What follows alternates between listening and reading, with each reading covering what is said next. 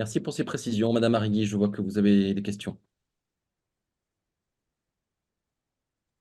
Oui, merci pour déjà vous avoir éclairé sur la démarche que vous avez adoptée, qui est en réalité une démarche quasiment classique pour de protocole de négociation des chambres d'agriculture lorsqu'il y a des contrats de concession. J'ai eu dans ma vie passée à participer au nom de l'État à l'élaboration de ces protocoles qui fixent un cadre et ensuite qui permet à chacun des agriculteurs dans ce cadre-là d'avoir la négociation avec celui qui exproprie. Or là, en l'occurrence, c'est la charge de l'expropriation, elle repose sur Atosca, qui est le négociateur avec lequel vont aller les agriculteurs. Alors, de votre expérience, peut-être, mais si vous n'en avez pas sur le sujet, c'est quelque chose qui n'est pas forcément le schéma le plus classique, que ce soit le concessionnaire qui négocie directement avec les agriculteurs. C'est souvent l'État qui se charge de cela. Mais bon, ça, c'est ce qui a été adopté dans ce dossier-là, et une autre de ses originalités. Par ailleurs, est-ce que vous savez, puisqu'on dit toujours il n'y a que 3 contentieux sur 158, mais c'est qu'aujourd'hui, on ne sait pas, puisque tous les négociations entre agriculteurs et État ne sont pas conclues. Est-ce que vous avez, par contre, le chiffre sur les 158, combien ont signé avec Atosca définitivement sur les indemnités qu'ils doivent recevoir par rapport au protocole que vous avez négocié de façon large? Ça, c'est ma première question. Ma deuxième question, c'est que, alors, ma deuxième question, c'est plutôt avec Monsieur Huc que je vais les avoir.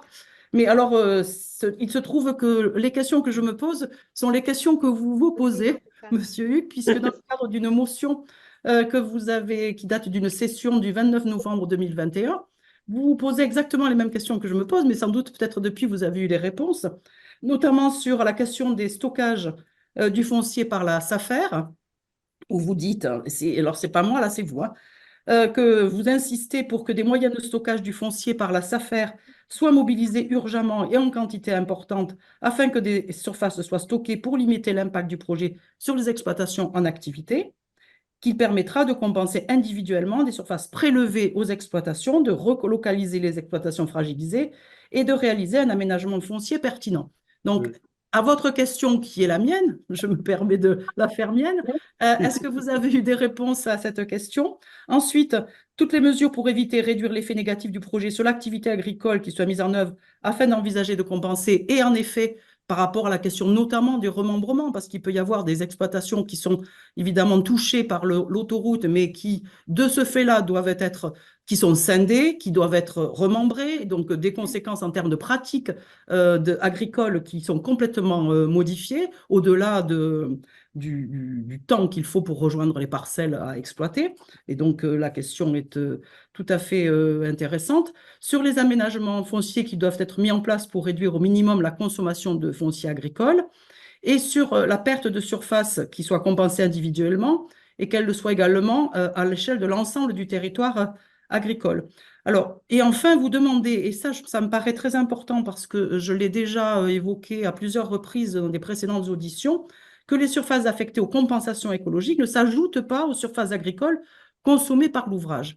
Et donc, à ce titre-là, est-ce que vous avez une idée et notamment vous parlez des ORE. Est-ce que vous avez une idée aujourd'hui et est-ce que vous avez participé au zonage des parcelles qui entrent dans le cadre des mesures compensatoires? Est-ce que la SAFER, donc la question que vous posiez, est-ce que la SAFER dispose de suffisamment de stockage pour pouvoir évidemment ne pas empiéter encore davantage sur les exploitations? Et enfin, sur la question, est-ce que vous avez une idée en réalité des superficies qui sont concernées?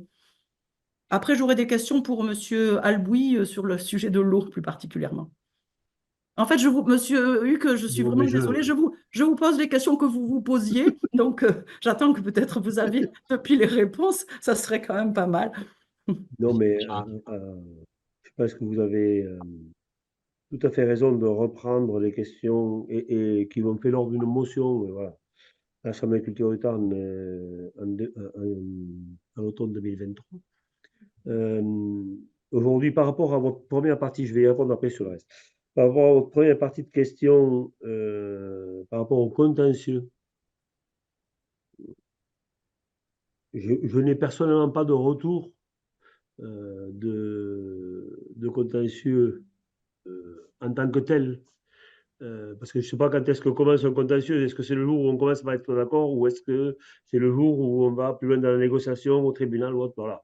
Donc moi, je ne suis pas assez pointu juridiquement pour dire ces choses-là, mais par rapport au contentieux, moi, hormis voilà, quelques cas particuliers qui s'interrogent toujours sur voilà, est-ce que la Tosca nous respecte, est-ce que voilà, que l'on a débattu puisque l'on a organisé régulièrement, tous les 2 ou 3 mois, de l'avant-projet jusqu'à aujourd'hui, et ça va continuer dans les semaines ou dans les mois qui viennent, des rencontres régulières au niveau de la Chambre d'agriculture du Tarn sur voilà, le sujet A69 en mettant autour à table les représentants des agriculteurs localement, à Tosca, le département du Tarn, la SAFER, la DDT, la profession agricole dans son ensemble.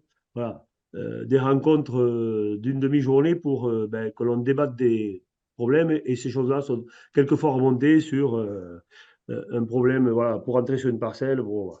Sur le côté indemnisation, personnellement, je n'ai pas de retour perso. Je suppose que comme dans tous les dossiers, sur 100 cas à gérer, les 95 qui se règlent au début sont les plus faciles et les 5 derniers sont les plus compliqués. En principe, c'est toujours comme ça. Donc, j'allais vous dire, j'ai bien peur que les sujets contentieux arrivent maintenant. Voilà. Personnellement, je n'en ai pas connaissance parce que voilà, je n'ai pas demandé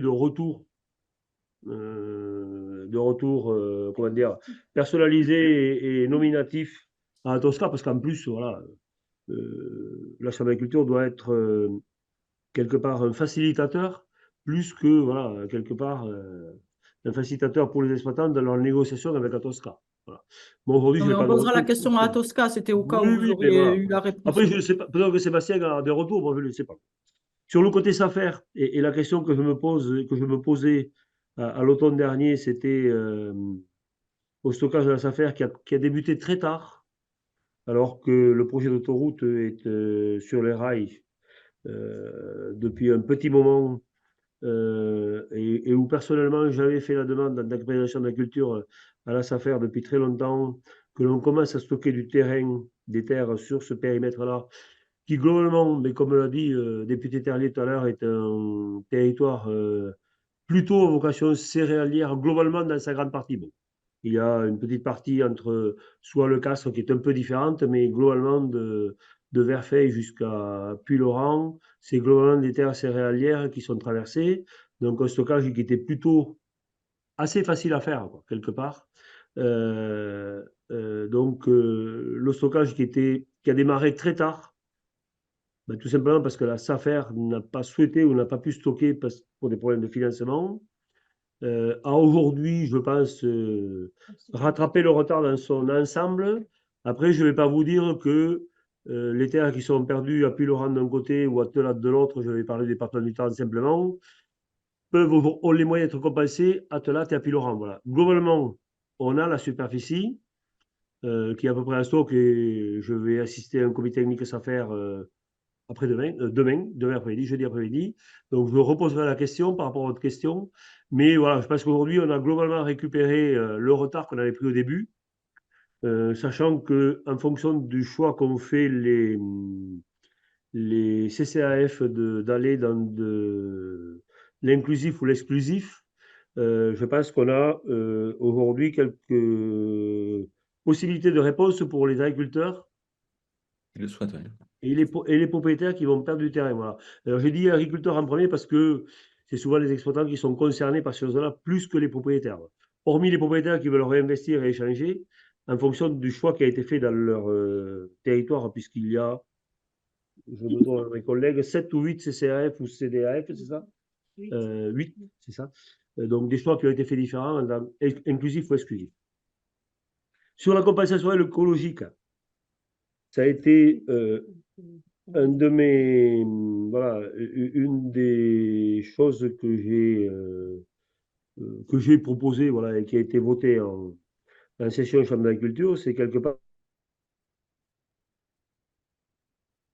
Ah, on a un perdu. territoire où on a de la perte de foncier agricole, ne rajoutons pas de la perte de la perte.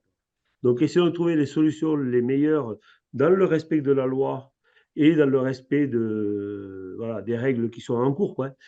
Puisque je pense que le côté compensation environnementale ou écologique a été fait, Tosca l'a fait avec un bureau d'études et des gens qui savent proposer ces choses-là. Voilà, n'en rajoutons pas. Sachant aujourd'hui que, alors je n'ai pas les chiffres exacts en tête et je ne les connais pas au juste, mais voilà, je pense que la chose a été faite de la manière la plus économe possible en foncier agricole quand on parle de consommation d'espace. Voilà. Et je suppose après que les règles qui ont été dictées par les services de l'État ont été respectées pour que